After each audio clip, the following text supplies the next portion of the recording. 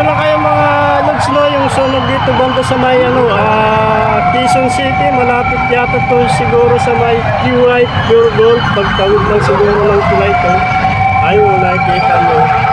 Yung papuntang Cubao, daming bumbero. So kanina pa yan, nilive ko na nga sa sa TikTok, itong sunog na to. Ayun mo nakikita nyo sa screen, sa paging nyo, tignan yung apoy nyo. Malapit lang ko sa may QI siguro. Hindi ko alam kung anong saktong lugar to mga lods ha. Hindi ko alam. Ayan. Kanina pa yan eh. Hindi ko alam kung ilang minuto na to. Dahil nakapag-live pa nga ako sa aking TikTok. Ayan. Papuntang Cubao yan.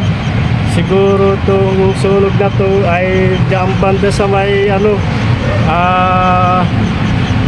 QI. Basta malayo pa naman sa may QI itong sunog na to. Ayan, nakita niya.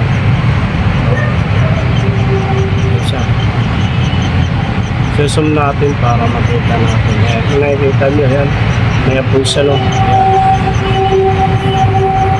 Ayan banda yung tulay na yan. Yan. Yan yung flyover. Yung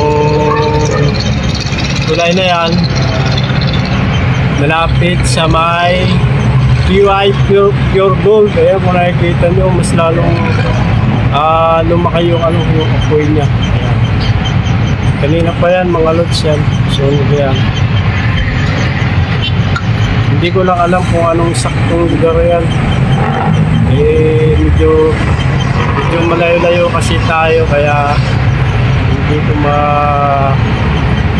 ibigay sa inyo yung saktong location na. Ayan, may sunog. Ang lakas na ng apoy niya.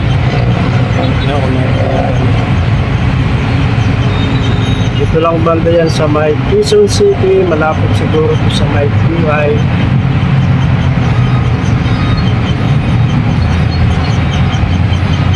Papuntang Cubao, papuntang Camuning. Nadaanan to ng papuntang Cubao, papuntang Camuning. Tama ba? So natin, yan yung apoy niya.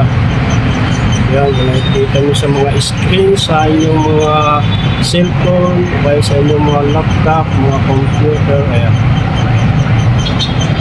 Anong pizza ba kayo? Marcos ngayon, no? March 19 ba? Tama ba ako? March 19? Yun, tama, March 19 ngayon, 2024. Yan. Hindi ko alam, tama ba ako? March 19. Medyo kanina pa yan mga loads yung sunog na yan. Medyo lumakas nga yung yung apoy niya. Kanina puro usok pa lang yan. Siyempre usok muna. Ay siyempre apoy muna bago.